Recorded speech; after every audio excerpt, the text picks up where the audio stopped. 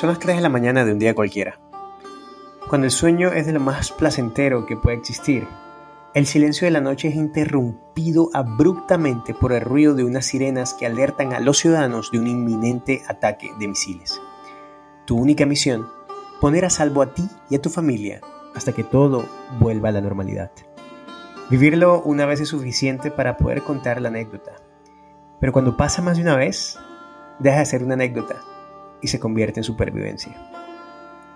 En el episodio de hoy, queremos utilizar la historia como el vehículo para entender un poco más el conflicto árabe-israelí, el porqué de la crudeza de este enfrentamiento, las razones que lo han originado, el papel profético de esta guerra, cuándo terminará y sobre todo, cuál debería ser mi papel en medio de esta situación. Bienvenidos a este movimiento, bienvenidos a Love Like Fire.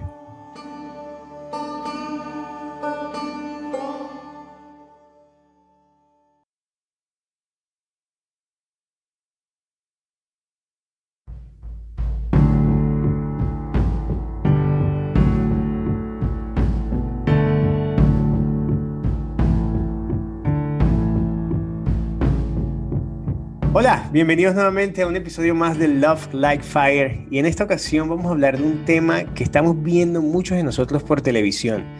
Hay cosas que salen, seguidamente en las noticias, en Twitter, etcétera, etcétera, y es lo que está pasando actualmente en el conflicto entre Palestina e Israel, Israel y Palestina. Cosas que vemos por la televisión, de ataques, de misiles, de protección, de gente pasándola mal, etcétera, etcétera, etcétera. Y para eso, qué mejor que contar con un experto en el tema. Así que tengo el gusto de presentarles a mi amigo Álvaro de la Cruz. Álvaro, de verdad que gracias primero que todo por estar con nosotros, gracias por este ratico. Cuéntanos a qué te dedicas, dónde estás y gracias por estar aquí.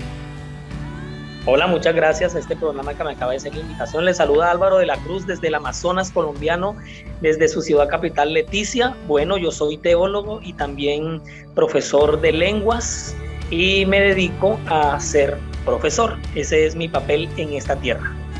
Genial, la verdad que creo que no hay mejor persona en estos momentos para hablar un poquitico de lo que es el tema del día de hoy. Así que nada, quiero que entremos en materia. Yo sé que voy a revelar esto. Álvaro me acaba de decir, yo le acabo de decir, tenemos tanto tiempo, él me acaba de decir, ¿cómo vamos a resumir 2500 años de historia en tan solo unos minutos? Sé que es un reto, pero estoy seguro que será muy entretenido para todos y aprenderemos mucho, que es lo que importa. Entonces, mi primera pregunta es muy sencilla.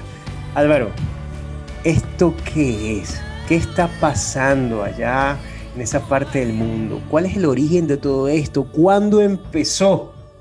Porque hemos llegado hasta acá.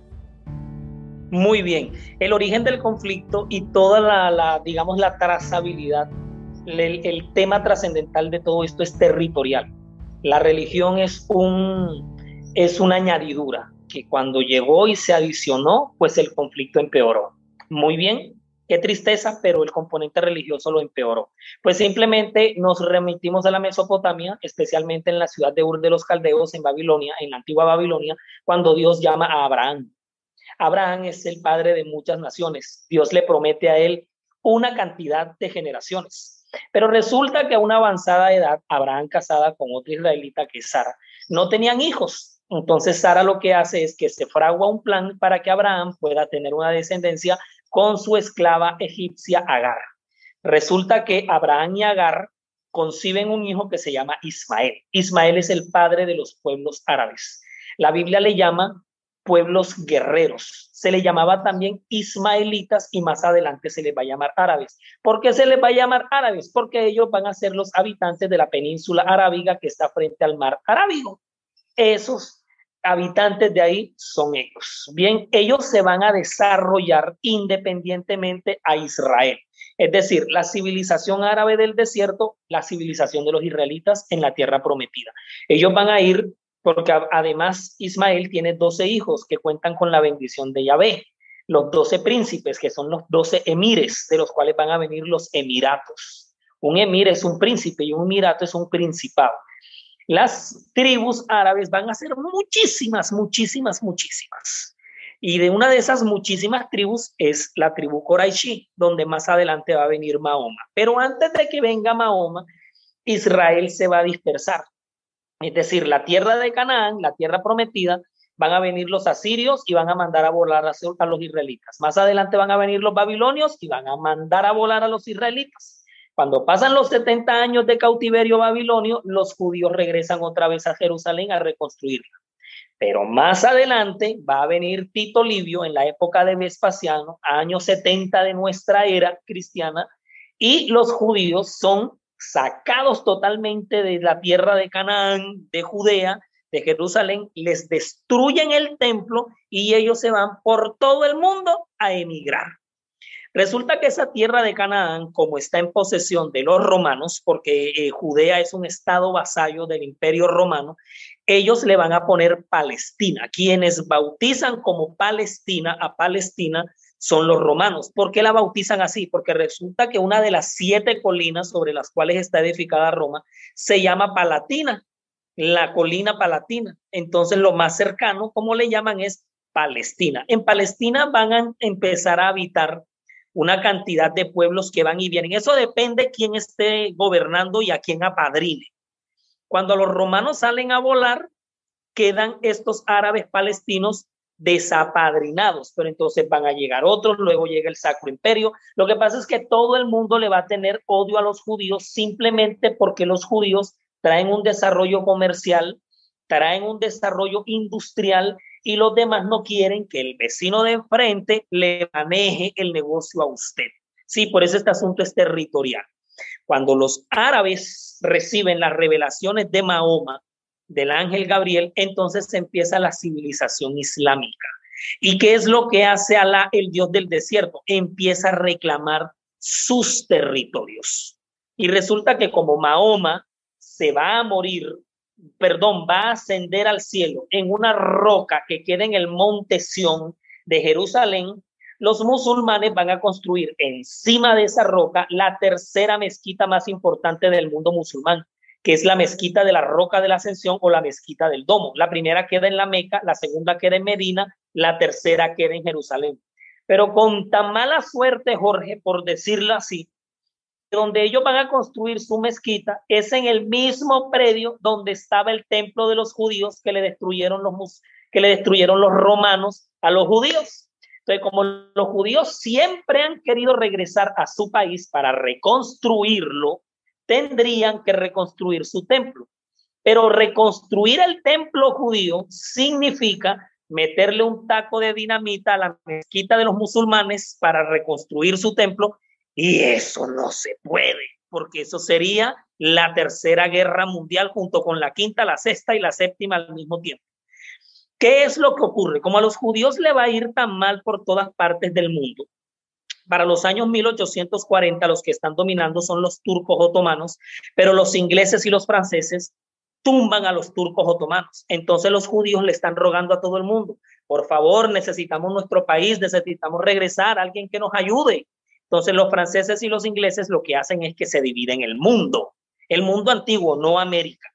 Entonces, todo lo que le quede cercano a Francia va a ser el cercano oriente.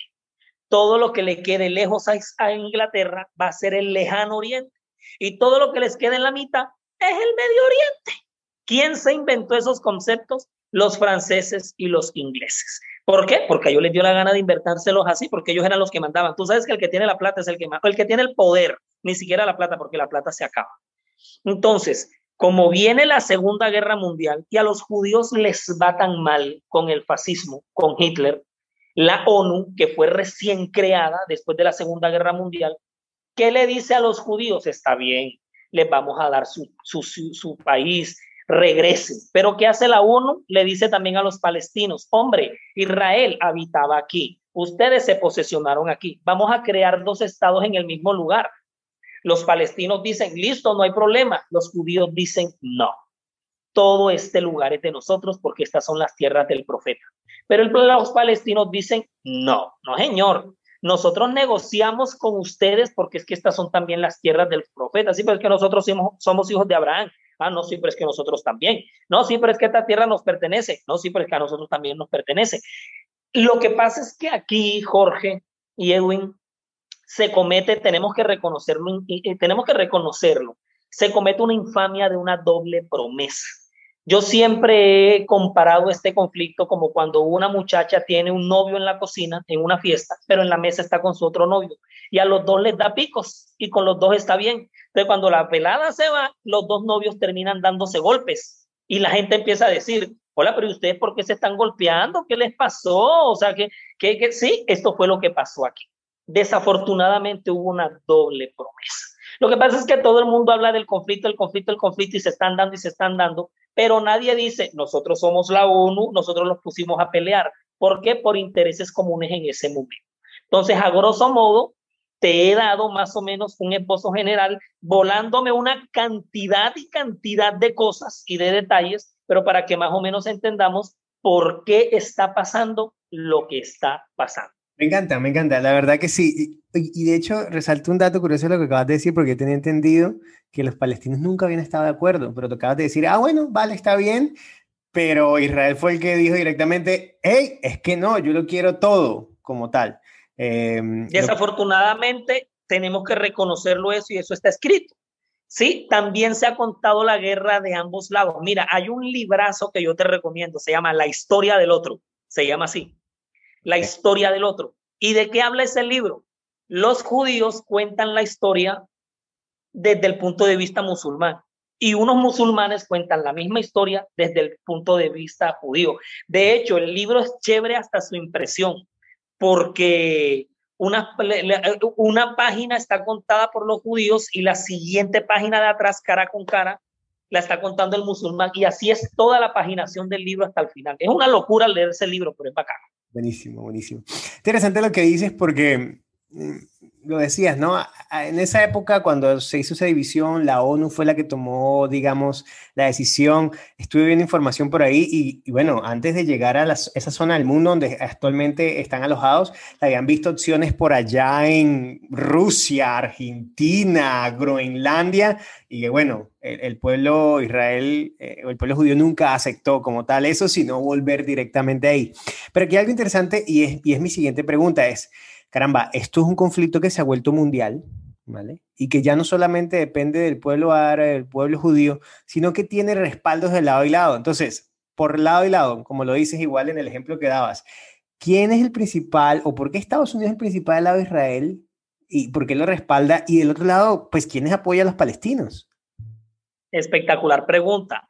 Cuando yo te decía anteriormente que los musulmanes estaban un poco más dispuestos a negociar, es porque la ONU cuando le dice, echen para allá, echen a un lado, arrincónense, porque es que vienen unos nuevos integrantes para la casa. Entonces los musulmanes dicen, pero un momento, a ver, ¿quién sacó a los judíos de aquí? Los sacaron los romanos en el año 70. ¿Y quién los ha estado persiguiendo? Todos los países europeos durante todos los siglos de la vida. ¿Y quiénes los intentaron matar? Los alemanes con el nazismo. Y le preguntan los musulmanes, los palestinos a la ONU, ¿y nosotros qué tenemos que ver ahí? Nosotros esos platos no los rompimos. O sea, ¿y nosotros por qué? O sea, listo, vamos a negociar, pero ahí como que de chévere lo vamos a hacer. Entonces, para los judíos, para los israelitas, el asunto sí tiene un componente religioso impresionante, porque cuando tú te vas al libro de Josué, cuando viene la repartición territorial y geográfica de la tierra de Canaán, hay unos límites y el judío en su cabeza dice que esos límites son los que Dios reveló, y por eso es que cuando se meten con la franja de Gaza, ellos también lo piden, porque es el territorio asignado. ¿Qué es lo que pasa con los aliados y con los amigos del? Fácil. Eso es como cuando tú y yo, pongamos el ejemplo de la pelada, ¿sí o no? Con los dos novios. Van a estar los amigos del mesero que van a decir, hombre, pero ¿cómo así si nosotros estuvimos aquí? Van a estar los amigos del muchacho de la mesa y van a decir, no, pero si nosotros llegamos, o sea, tanto el uno como el otro van a tener naciones amigas, porque es que todo el mundo tiene amigos, tiene una rosca, tiene amigos en común. Y tiene amigos que si bien no son en común tuyo, tampoco son enemigos, pero cuando ya se están metiendo con tu amigo, es el fenómeno que ocurre con las guerras. Empiezan dos dándose plomo, pero cuando pasa un año, son cuatro dándose plomo. Cuando pasan 2 años, son 10 de lado y lado, son 20 de lado y lado. Y cuando venimos a ver, el mundo está polarizado. Las guerras, si bien han adelantado procesos producto del dolor, ellas no le hacen bien a nadie. Sí, a partir de las guerras tenemos que decir que algunos procesos se adelantaron, sí, otros no se adelantaron, pero las guerras es más para lo que nos sirven. O sea, cuando las guerras empiezan son dos enemigos, cuando van por la mitad son 20 contra 20. Y llega un momento en que todo el mundo dándose con todo el mundo, porque todo el mundo defiende sus intereses. Entonces, en el fuego cruzado, se meten con mi territorio, me quitan un terreno, yo estaba negociando este terreno con tal país, no le convino a este, entonces a este le dio rabia, entonces se va formando, es un bochinche. Bochinche le decimos a Colombia aquí, una great fight, una super pelea, ¿ya? Entonces, cuando se mete otro componente llamado el petróleo, la cosa aquí se salió de control. Se salió de control. Ahora, no solamente son los musulmanes, los palestinos buscando su territorio y los israelitas buscando su territorio, sino también los cristianos, porque es que resulta que cuando Constantino, y yo no sé si tú te estás descargando los podcasts, pero cuando Constantino se convierte al cristianismo, él empieza a construir las grandes construcciones.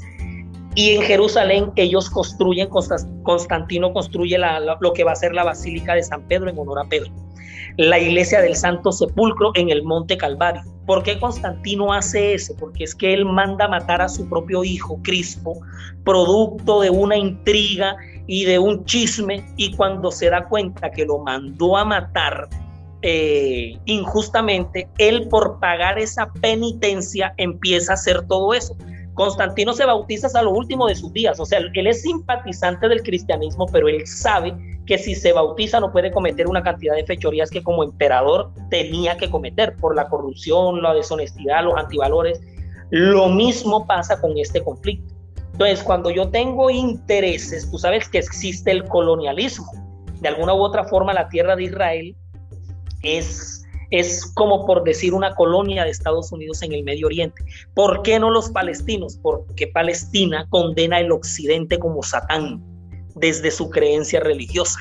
Y como el occidente aquí, por eso te digo que un resumen bárbaro, porque como hay tantas guerras, la guerra de los 6 días, la guerra del Yom Kippur, entonces son guerras que van dejando resentimientos, van dejando rencores. El uno me hizo en tal año, me mataron a no sé cuántos chiitas, ustedes me mataron tantos cristianos, ustedes me secuestraron a no sé quién. Entonces eso va creando una bola de nieve que son resentidos contra resentidos. Entonces de lado y lado va a estar Siria, Irán, Venezuela, Rusia, pero por el otro lado va a estar Alemania, Estados Unidos, Colombia, que obviamente apoya a Colombia. O sea, el conflicto árabe-israelí, qué tristeza, pero ha sido de una raíz y de una cepa que lo que ha hecho es polarizar a todo el mundo. ¿Pero todo por qué? Por los intereses. Eso que dices me hace pensar, y que lo hemos visto, ¿no? Esa guerra o ese conflicto, en la manera en que lo describes, tiene más de 50 años y seguramente habrán generaciones que habrán nacido y han dejado de existir y todavía el conflicto sigue. Yo recuerdo por televisión ver al líder de los palestinos, a Yasser Arafat. Ese man fue a Estados Unidos, se dio la mano con Clinton, volvió, después mató un poco gente, pero también estaba por otro lado por el lado de Israel, David Ben Gurión, ese famoso ministro que fue uno de los más bélicos, etcétera, etcétera. Entonces, al final, la pregunta es, caramba, ¿esto tendrá un fin? ¿Habrá un punto final que se ponga sobre esta historia? O mejor dicho, para refrescar un poco la pregunta, ¿qué tendría que ocurrir para que haya una oportunidad de una paz duradera en ese conflicto? Muy bien. En esta tierra, en este planeta Tierra, todo se acaba el día que todos tengamos la mente de Cristo. Cuando el Señor dijo que evangelizáramos a todo el mundo, era todo el mundo, para que estas cosas se acabaran, para que ellas terminaran. Si nosotros tenemos la mente de Jesús, los conflictos terminan. Por ejemplo, te voy a poner aquí en el Amazonas. Yo estoy viviendo una experiencia misionera, wow, de las mejores de mi vida, que yo creo que cuando me vaya de aquí, difícilmente la voy a vivir en otro lado. ¿Por qué? Porque yo me estoy dando cuenta cómo el indígena, la etnia, necesita reproducir la mente de Cristo para una conversión esencial. Eso no es de que vengan, hagan la fila, yo les doy 3 mercados y ustedes se bautizan mañana y ya se convirtieron. No, para que una etnia, un indígena, tenga la mente de Cristo, es un trabajo que primero alguien lo tiene que hacer.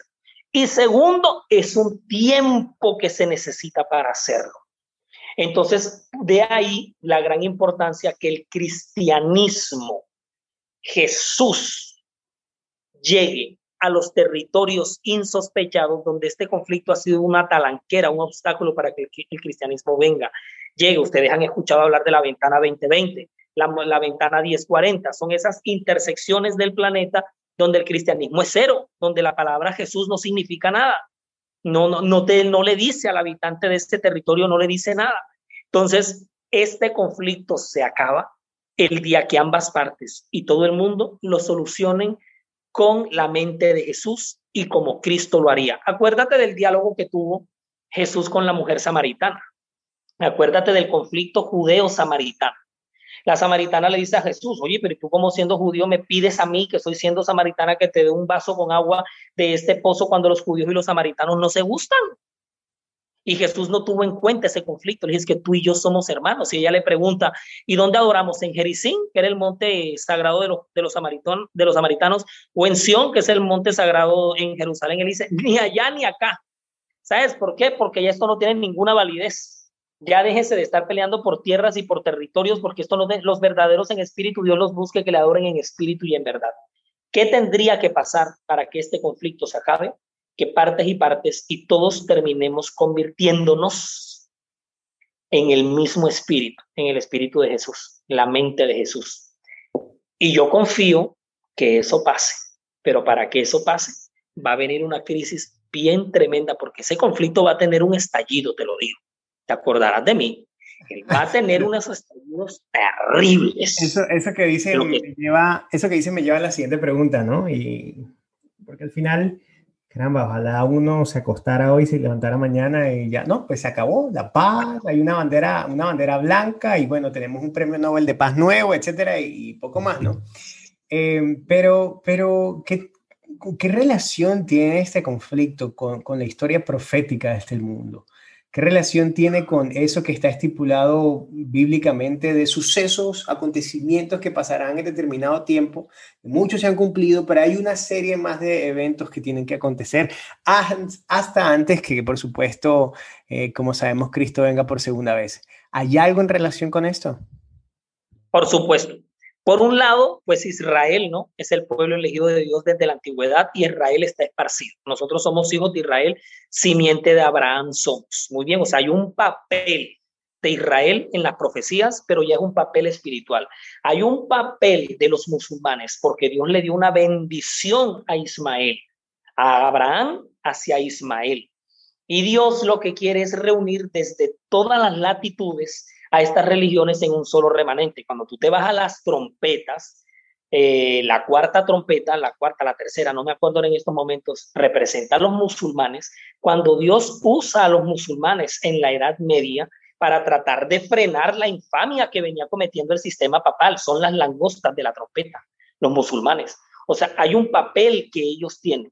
Ahora, como la profecía yo la he llegado a entender así. Tú sabes que la profecía te describe eventos, ¿no? Pero hay eventos por todos lados. Eventos que se desarrollan en Asia, eventos con epicentro en Norteamérica, eventos proféticos con epicentro en Inglaterra, con epicentro en España, con epicentro en Sudamérica. O sea, la profecía es una piñata de bombas por todos lados, de eventos. Pero siempre hay un evento donde se está dando el gran proceso, ¿sí? Como el determinante para todos los demás. Pero todos estos eventos son ríos que desembocan en un océano. Así es la profecía. O sea, el gran proceso se alimenta de muchos ríos que van desembocando en el mismo océano. Por eso es que Apocalipsis es el océano. El resto de los otros libros son los ríos, porque todos los ríos o libros de la Biblia desembocan en el Apocalipsis. Para tú entender el Apocalipsis, te tienes que leer primero toda la Biblia. No puedes entrar de lleno al Apocalipsis. Tienes que leerte todo lo que viene antes, porque todos desembocan ahí. Entonces, cuando a mí me dicen, ¿cómo hago para entender el Apocalipsis? Pues léase toda la Biblia primero. Y por último, se lee el Apocalipsis, pero lo escudriña bien. Entonces, todos ellos hacen parte de esos eventos parciales, los musulmanes van a jugar un papel importante en el fuerte pregón. Los israelitas van a jugar un papel importante en el fuerte pregón. Acuérdate del Pentecostés de Hechos 2. ¿Quiénes estaban ahí? Hechos 2 dice, había gente de todos lados del mundo y habla de árabes, habla de judíos prosélitos. Y cuando ellos fueron convertidos por el Espíritu Santo ese día, cuando regresan a sus lugares de origen luego de la fiesta de Pentecostés, son los próximos líderes más adelante que van a fundar iglesias cristianas en los lugares donde ellos llegan. Entonces ellos en los últimos días, los judíos van a tener en la profecía, o sea, Dios los va a utilizar con un poder, pero ya convertidos a lo que te digo, a la mente de Jesús. Y lo mismo los musulmanes. ¿Tú te imaginas en el fuerte pregón nada más a 10 musulmanes convertidos al adventismo, convertidos a la verdad? ¿Tú te imaginas eso? Eso va a ser bomba, pero no literal bomba, no. Eso va a ser es dinamita y poder del Espíritu Santo. Eso va a ser una cosa impresionante. Ellos, todos ellos tienen un papel importante en las profecías. Ellos no son cabos sueltos, porque Dios no tiene cabos sueltos aquí. Y a cada elemento Dios le tiene un propósito y un papel. Y ellos juegan un papel importantísimo. Por eso necesitamos redoblar el esfuerzo de la obra misionera en esos países. Y mira, termino con este apunte, esta pregunta que me estás haciendo. En aquellos lugares donde el cristianismo no ha llegado y donde no puede entrar un misionero, se están dando grandes testimonios de gente que Dios los está llamando por medio de sueños. De sueños Dios se les está revelando. Hay una revista muy poco leída que se llama Mundo Adventista, Adventist World. Yo no sé si ustedes la distinguen. Esa revista te trae a ti testimonios de conversiones de judíos, de musulmanes, de hindúes, de budistas al adventismo. Y te traen unos testimonios, lo mismo el misionero, que la gente no le para bolas al misionero en la iglesia, yo le paro la oreja al misionero cuando viene de esos países, porque son testimonios de personas convertidas en lugares no cristianizados, no cristianos. Entonces, si el colportor no puede llegar allá, si este podcast no puede llegar allá, si el internet no puede llegar, pues Dios se valdrá de sueños y levantará otro profeta otra vez, pero tienen un papel determinante en la profecía. Me gusta mucho esa parte que mencionabas con respecto al propósito, ¿no? que tiene estos pueblos en lo que será la profecía. Pero quería hacerle un poco más palpable, por supuesto, el ejemplo y que de alguna manera nosotros también seamos parte de esto, ¿no? Porque tú estás en el Amazonas a miles de kilómetros de distancia de esa zona del mundo. Digamos que yo soy el que está más cerca porque estoy aquí en Europa, un par de... Claro, por supuesto, como los franceses y los ingleses, lo que esté más cerca es el cercano. Nosotros tenemos al lejano. Exactamente. Entonces, al final son cosas que muchas veces solo veremos por televisión o por Twitter. Ayer veía nuevamente Israel bombardea Gaza, después Gaza manda suicidas y terroristas a Israel, etcétera, etcétera. Pero mi rol, independientemente de la parte del mundo en el que esté, ¿cuál debería ser mi posición primero que todo? En una conversación con un amigo, mientras estamos sentados en un parque o en un restaurante, si comenzamos a hablar de esto y todo el mundo comienza a compartir, porque no sé si te has dado cuenta, yo creo que mucha gente de alguna manera dice, ay no, pobrecito esos palestinos, y tienden a darle el lado a los palestinos, no, esos israelitas están haciendo terrible, y que bueno, que al final son actos de lesa humanidad y que están... Hay gente que está pasándola mal y gente que está sufriendo, etcétera, etcétera. Entonces, para redondearte el contexto de la pregunta es, ¿cuál debería ser mi posición, primero que todo, como ser humano? Debería tomar bando y sobre todo como cristiano. ¿Cuál debería ser mi posición y mi rol en medio de todo este conflicto, independientemente de la parte del mundo en la que esté, en este contexto? Los dos pueblos, conflicto árabe-israelí que se están dando entre ellos son víctimas, ¿sí? Eso es como cuando llegó la Chilindrina y puso a pelear a Kiko con el Chavo por chismes de la Chilindrina. A ellos los pusieron a pelear, ¿sí? Los pusieron en una guerra generacional, los pusieron a pelear. Ambos son víctimas de eso. Y me imagino que en el juicio a los victimarios se les llamará a cuentas. En primer lugar, estamos en una iglesia moderna y actual muy perdóname la expresión, analfabeta de este asunto tan real. Parece que el conflicto fuera totalmente ajeno a nosotros y que como que eso es allá y nosotros estamos aquí. No, señor, esto nos toca porque es que ellos tienen la bendición de Dios. Dios se la dio al profeta, o sea, nada que hacer. Es una bendición que Dios da, no la puede quitar. Y Dios la mantiene porque lo que Dios promete lo cumple. Por eso es que Dios no se ha olvidado de ellos, porque ellos también son su pueblo. Y al final los levantará unidos en un mismo remanente. Que tengamos eso claro. Hay que alfabetizar un poco más en cuanto a este punto. Primero porque hay una indiferencia, esa guerra no es mía, eso no está pasando aquí en Colombia, eso a mí no me compete. No, hay que alfabetizar y ubiquémonos, porque sí estamos metidos dentro de esto. Sí tenemos que ver. Número 2, directamente tú no vas a irte hasta allá, a menos que Dios en tu camino ponga un judío y un musulmán para que desde aquí tú lo evangelices. Pero como no estamos en la zona de guerra, Jorge, colaboremos con la ofrenda del 13º sábado y colaboremos con la ofrenda de Misión Global, porque ellas están destinadas a financiar los proyectos de evangelismo y los proyectos misioneros en esas zonas. Tú sabes que el folleto atrás, él te trae los proyectos cuando vienen de las divisiones de esa zona. No, que la división transoceánica de India, que la división del Océano Índico tal, que la división de tal que se encuentra por Transjordania, por Egipto. Ellos están, o sea, a nivel de Misión Global, ellos están financiando proyectos allá. Entonces, desde aquí, con nuestra ofrenda podemos hacer mucho. Acuérdate de una cosita de un programa que se llama Probad y Ved.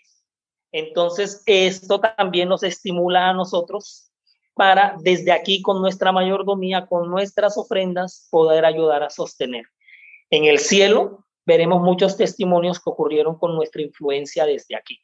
Pero si aquí Dios te pone un musulmán o un judío en el camino, es precisamente para que nosotros compartamos la verdad y para que tanto él como yo sintamos el llamado del mismo Dios a unirnos en un mismo pueblo, porque es el mismo Dios para todos, sino que en la historia pasaron una cantidad de cosas y de enredos, pero cuando las estudiamos, ese enredo se va desilvanando hilito por hilito y llegamos a comprender de que están dentro de la promesa de Jesús cuando dijo, iré a ser discípulos, pero a todas las naciones, ahí caen tanto nosotros como ellos también. Genial, yo creo que sustancioso el tiempo, pero ha sido bastante productivo. Yo creo que el resumen de 2500 años de historia en estos 30 minutos, de verdad que es algo que va a ser fácil entender, asimilar y que sobre todo podamos poner en práctica. Yo creo que ese consejo final tuyo es muy real. No importa en la parte del mundo que estemos, tú y yo también estamos llamados a ser misioneros. Y que de alguna manera podemos poner nuestra semillita ahí para poder seguir cumpliendo con la parte que me toca en esta misión. Álvaro, de verdad que ha sido un placer, dímelo. Algo muy pedagógico, algo cuando tú me decías que algo muy puntual, algo tan sencillo como todos los cristianos que me estén escuchando aquí en estos momentos, independientemente de su creencia, dejemos de participar en cadenas y de memes y de chistes de mal gusto contra nuestros hermanos musulmanes, contra nuestros hermanos judíos y la religión que sea.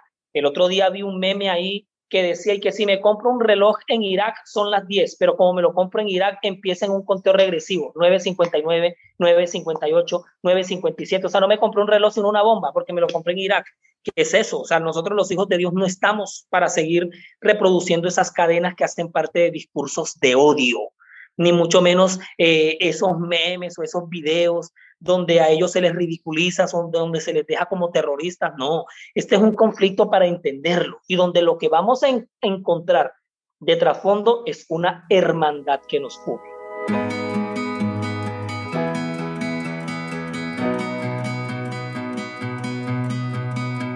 Me encanta eso que acabas de decir. Ese tema de quitar esos discursos de odio de nuestro vocabulario, así sea en chiste, creo que es algo que a veces se nos pasa en el subconsciente y bueno, por disfrutar el momento y reírnos algo, no vemos en realidad la esencia, la profundidad de eso y el daño que estamos haciendo. Estamos extendiendo la guerra. Exactamente, y me uno por ahí una campaña que vi de un chico por ahí en Perú que decía, deberíamos estar montados en una campaña de más amor y menos hate, y que ahora es muy fácil, estamos muy lejos y por redes sociales vemos muchas cosas y que simplemente damos like, pero ese like también es apoyo a esas cosas y no deberíamos estar metidos en eso, o compartimos o enviamos, etcétera, y deberíamos eliminar de raíz, por supuesto, toda esa demostración activa o pasiva de cualquier tipo de odio por cualquier tipo de denominación religiosa, cultura, etcétera, etcétera, etcétera. De verdad que estoy de acuerdo contigo. Siento que independientemente de la distancia, eso deberíamos hacer. Y es algo que hemos hablado varias veces. Al final este es un tema de justicia social y justicia para todos, y por supuesto todos al final somos hijos de Dios y merecemos el mejor trato, el mayor respeto, y vivir por supuesto con los lazos de amor que estamos mandados a vivir. Así que Álvaro, de verdad ha sido un auténtico placer, lo digo de todo corazón. Esperamos que no sea ni la primera ni la última vez. De verdad que es genial hablar de historia contigo, ver tu manera particular de contarla, y que bueno, sé que ahí donde estás el Señor te está utilizando, y repetiremos, y lo digo aquí, queda grabado una vez, que repetiremos contigo en otra historia o en algún otro momento, por supuesto, un tema para tratar aquí en el podcast. Claro, muchas gracias por haberme invitado, y por supuesto las puertas quedan abiertas, y me pusiste a sudar, a resumir, pero se pudo. Genial. Así que nada, muchas gracias a todos también por habernos escuchado en el episodio de hoy. Así que no se olviden de que hoy el mundo necesita más amor sobre cualquier pretexto. Chao.